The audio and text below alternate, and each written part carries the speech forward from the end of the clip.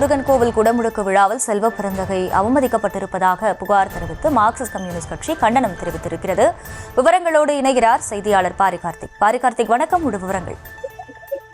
வணக்கம். சட்டமன்ற உறுப்பினரையே பாகுபாட்டுடன் நடத்திய இந்து சமய அறநிலையத்துறை அதிகாரிகள் மீது நடவடிக்கை எடுக்க வேண்டும் என்று மார்க்சிஸ்ட் கம்யூனிஸ்டுடைய கட்சியின் சார்பில் கட்சியினுடைய பொதுச்செயலாளர் சண்முகம் அவர்கள் அறிக்கை வெளியிட்டிருக்கிறார். மேலும் அந்த அறிக்கையில் காஞ்சிபுரம் மாவட்டம் ஸ்ரீபெரும்புத்தூர் வல்லக்கோட்டை முருகன் கோவில் குடமுழுக்கு விழா நடைபெற்ற பொழுது திருப்போரூர் தொகுதியின் சட்டமன்ற உறுப்பினரும் தமிழ்நாடு காங்கிரஸ் கட்சியினுடைய மாநில தலைவருமான செல்வ பெருந்தகை அவர்கள் விழாவில் பங்கேற்க வந்திருக்கிறார். ஆனால் அங்கு பணியில் இருந்த இந்து சமய அறநிலையத்துறை அதிகாரிகள் அவரை சமூக ரீதியாக உணர்வுடன் பாகுபாட்டுடன் நடத்தியுள்ளார்கள்.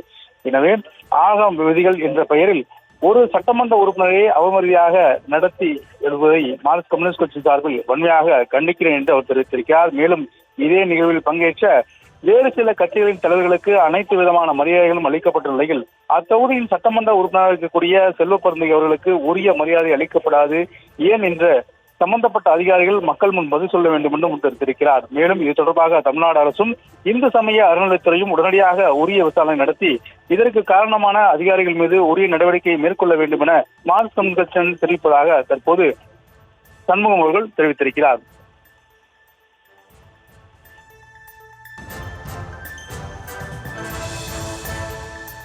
விவரங்களுக்கு நன்றி பாரிகார்த்திக்.